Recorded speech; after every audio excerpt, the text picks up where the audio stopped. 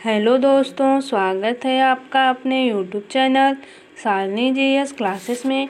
दोस्तों, आज हम देखेंगे सीडीपी के कुछ महत्वपूर्ण प्रश्न जो यूपी टेट, सी टेट एवं री टेट के लिए अति महत्वपूर्ण हैं। आइए देखते हैं। क्वेश्चन नंबर पहला, राष्ट्रीय शिक्षा नीति 1986 के अनुसार शिक्षा पर निवेश कुल राष्ट्रीय उत्पादन का प्रतिशत होना चाहिए। इसका राइट आंसर हो जाएगा ए, 6% होना चाहिए। क्वेश्चन नंबर अगला देखते हैं। ऑपरेशन ब्लैक बोर्ड परिणाम था। इसका राइट आंसर हो जाएगा सी, राष्ट्रीय शैक्षिक योजना 1986 का। क्वेश्चन नंबर अगला देखते हैं। बाल मनोविज्ञान के आधार पर कौन सा कथन सर्वोत्तम है? इसका राइट आंसर हो जाएगा बी, प्रत्येक बच्चा विशिष्ट होता है। क्वेश्चन नंबर अगला देखते हैं।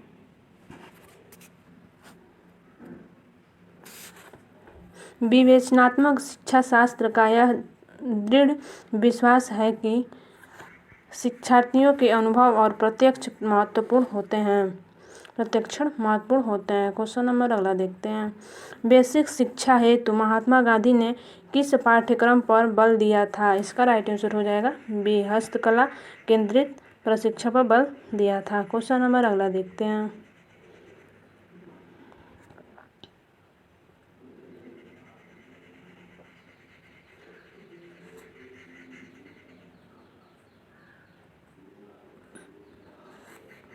एनसीएफ 2005 के संबंध में निम्नलिखित में से कौन सा कथन सत्य है?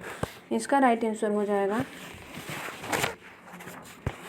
बी, यह एनसीईआरटी द्वारा तैयार किया गया दस्तावेज है जो भारत की विद्यालयी शिक्षा के संबंध से संतुष्टियां प्रस्तुत करता है। क्वेश्चन नंबर अगला देखते हैं।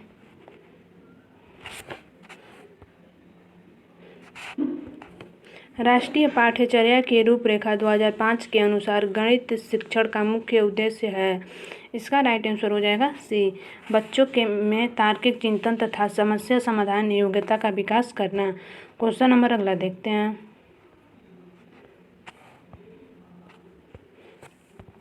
राष्ट्रीय पाठ्यचर्या की रूपरेखा एनसीएफ 2005 के अनुसार शिक्षक की भूमिका है। इसका राइट आंसर हो जाएगा डी, सुविधा दाता का।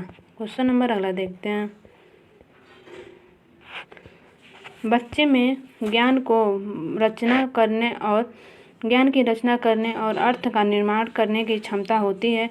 इस परिप्रेक्ष्य में एक शिक्षक की भूमिका है। इसका राइट आंसर हो जाएगा सी, सुगमकर्ता की। क्वेश्चन नंबर अगला देखते हैं।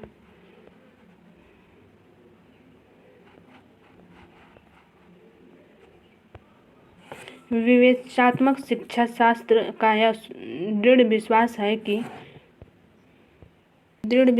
कि इसका हो जाएगा राइट आंसर सी, शिक्षार्थियों के अनुभव और प्रत्यक्ष महत्वपूर्ण होते हैं। क्वेश्चन नंबर अगला देखते हैं। शिक्षा से अधिगम पर बल देने वाले परिवर्तन हो सकता है। इसका राइट आंसर हो जाएगा ए, बाल केंद्रित शिक्षा पद्धति अपनाकर। क्वेश्चन नंबर अगला देखते हैं।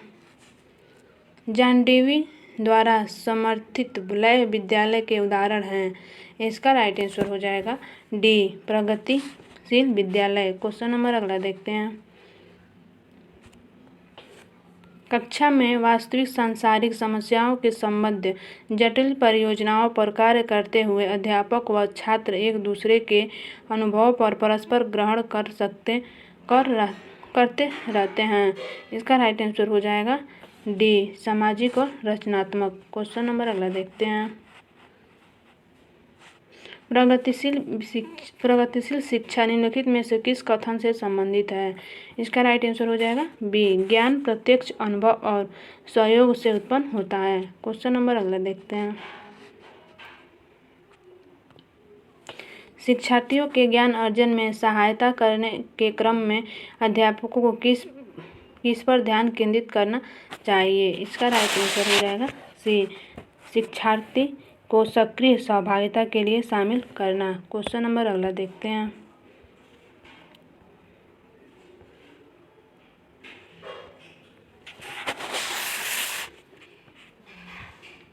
बच्चों में अधिगम को सुगम बनाने के लिए अध्यापकों को एक अच्छे कक्षाई परिवेश का सृजन करने की आवश्यकता होती है। इस प्रकार के अधिगम परिवेश का सृजन करने के लिए नीचे दिए गए कथनों में से कौन सा सही नहीं है? इसका राइट आंसर हो जाएगा बी, अध्यापक के अनुसार कार्य करना। ए सही नहीं होगा, बाकी सब सही होंगे। क्वेश्चन नंबर अगला देखते हैं।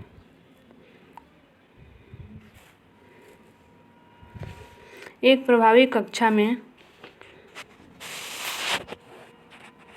बच्चे अपने अधिगम को सुगम बनाने के लिए मार्गदर्शन एवं सहयोग हेतु शिक्षक की सहायता लेते हैं। क्वेश्चन नंबर अगला देखते हैं। पियाजे तथा वाइगोत्स्की के अनुसार एक रचनात्मक कक्षा में अधिगम इसका राइट आंसर हो जाएगा ए, अधिगम शिक्षार्थियों द्वारा स्वयं सृजित किया जाता है जो एक सक्रिय भूमिका निभाते हैं। क्वेश्चन नंबर अगला देखते हैं।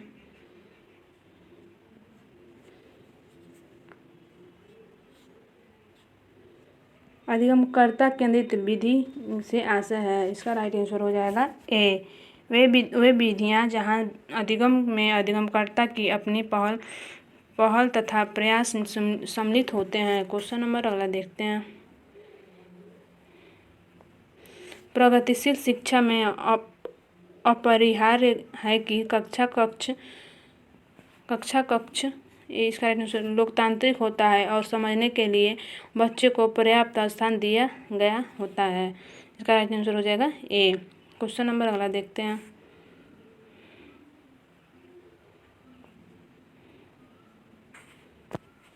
निम्नलिखित में से कौन सी स्थिति बाल केंद्रित कक्षा कक्ष को प्रदर्शित कर रही है? इसका राइट आंसर हो जाएगा सी, एक कक्षा जिसमें शिक्षार्थी समूहों में बैठे हैं और शिक्षिका बारी बारी से प्रत्येक समूह में जा रही है। क्वेश्चन नंबर अगला देखते हैं। प्राथमिक विद्यालय में कक्षा कक्ष के संदर्भ में सक्रिय बद्धता का यह अर्थ है।